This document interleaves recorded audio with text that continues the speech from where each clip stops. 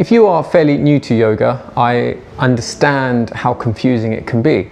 You really don't know where your feet should be, you really don't know what you're doing, because every teacher seems to be saying something different. If you are in a yoga class and trying to understand your foot position in Warrior 2, and you're told that you should have your feet this way, they should be that far apart, you shouldn't do this, and that is dangerous, then I'll be honest with you, and this isn't going to be a popular thing to say, you need to look for another yoga teacher. There really is no such thing as you should be doing this and you shouldn't be doing that, and this is dangerous and that isn't dangerous. That kind of terminology doesn't really apply anymore. We have such an advanced understanding about the human body and the variations of the human body. If you said to me, Zahir, what is the correct foot position for me in Warrior 2? The answer should always be, it depends. Not a popular answer, and I know how annoying some of you find that, but if you said to me, Zahir, what is the correct foot position for me in Warrior 2? It would be, well, it depends. It depends on the width of your hips, it depends on how it accommodates any injuries you might have. There are so many factors that contribute to your foot position that I would have to assess you, I'd have to watch you first. And I know it's confusing because in a yoga class you're given very generic cues. You are told as a general group, say there's 30 of you, this is how you should be doing Warrior 2, and I get that. But as an individual, there's no such thing as you should be doing this or you shouldn't be doing that. You shouldn't be following dogmatic teaching. You should be encouraged to find the foot position that best accommodates your anatomy and your body. So I've just positioned myself into the classical Warrior 2 foot position. My front foot 12 o'clock, my back foot around 3 o'clock, and my front heel is in line with the inside of the right foot, or the instep, the middle of the right foot. So if you drew a line from my heel, it would finish at the middle part of my right foot. That is the classical foot position as taught by BKS Iyengar.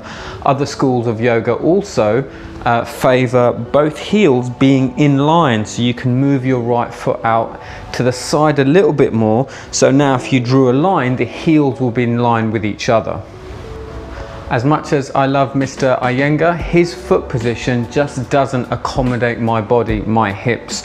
Not really sure why, but it does jar into my lower back, perhaps having something to do with the positioning of my SI joint. I won't complicate it too much, but all I know is that my heel in line with the instep is not a comfortable position for me. So should I get my heels in line? That's a little bit better. I position my foot so far out that if you drew a line, the heels would no longer be in line. And then I turn my foot in more around 2 o'clock position. That now is comfortable. That now allows me to go to a depth to create my Warrior 2 position without any discomfort into my hips and lower back. The problem with the heel and instep being in line is you also get into this behavior of thinking your hips should turn outwards too far. So if your front foot is 12 o'clock, your hips should face 3 o'clock. Now just look what happens to my front knee if I try to do that. It just doesn't work for my body. In order for me to keep my knee in line with my ankle, which you don't have to do, but it's just a more firm position, my hips face out around 1 o'clock, again relative to my left foot being 12 o'clock. That is the comfortable position for my lower back and body that allows me to sink and really create a solid, firm Warrior 2 position.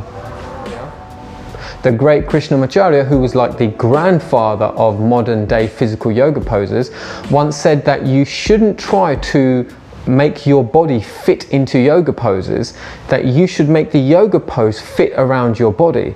Now most kind of dogmatic yoga teachers seem to forget that really profound piece of advice. So to finish off, I know it's not popular or fashionable to be telling you to work things out for yourself and to take your time to explore, but that is the reality when it comes to the Warrior 2 foot position.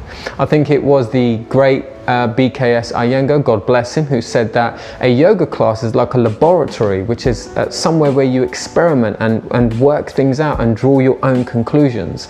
So what is the correct foot position in your Warrior Two? Again, it depends. Take your time to explore, see what's comfortable.